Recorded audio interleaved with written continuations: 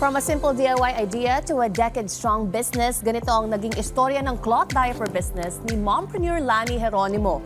Matuto sa kanyang naging diskarte kasama si Diane Medina Ilustre dito lang sa Negosyo Tayo.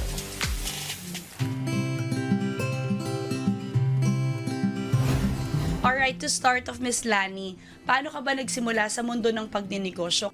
2015, nanganak ako sa bunso ko, si Jacob. Since kasi nung pinanganak ko siya, sensitive skin siya, nag-start akong bumili nung mga ganyan, mga cloth diapers. Tapos, mga 6 months na yung baby ko, hindi na kasya. Hindi na kasya yung mga available sa market. So, ang ginawa ko, nag-DIY ako ng cloth diaper para sa baby ko. Nung ginagawa ko siya, natutuwa ako. Habang ginagawa ko siya, nag-e-enjoy ako. Tapos, ayun na siya, doon na siya nag-start. Pinopost namin, natutuwa, maraming natutuwa. Gawa mo ko niyan, bibili kami, ganyan. Doon siya nag-start. Kamusta ang reception ng mga tao? Nung time namin kasi, accepted kaagad siya sa market. Kasi ang namin, kung nahihirapan kayo sa mga garbage, sa mga trash nyo, sa mga disposables trash nyo, ito yung solusyon. Yung cloth diapers kasi it's washable. So, lalabhan mo lang pagkagamit ni baby and then pag natuyo, susuotin ulit. Wala kang basura.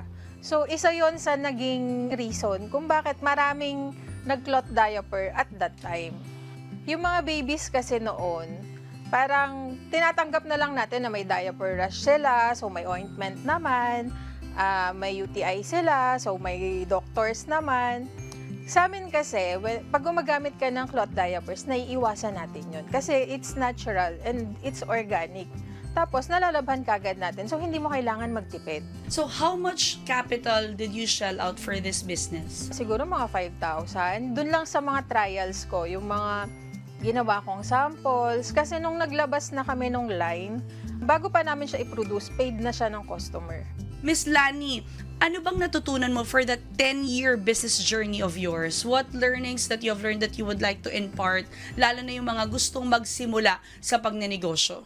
Sa business talaga hindi naman hindi naman laging yung successful ka. Hindi laging may money sa business.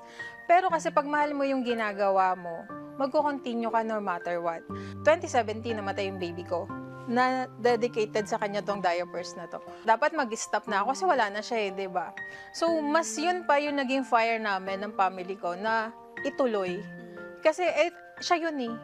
Habang lumalaki yung business namin, habang tumatagal yung business namin, I see my son growing with my business. Tama kay. Business isn't just about, just generating income, basta makabenta ka. Sometimes it's also about the meaning behind or the purpose behind why did you start the business and the legacy that you also would like to impart our audience. The true secret to success is hard work and continuous learning from mistakes. Yan po ang natutunan natin sa business owner na si Lani Jeronimo.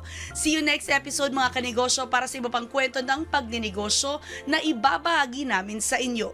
Kaya naman tara, negosyo tayo!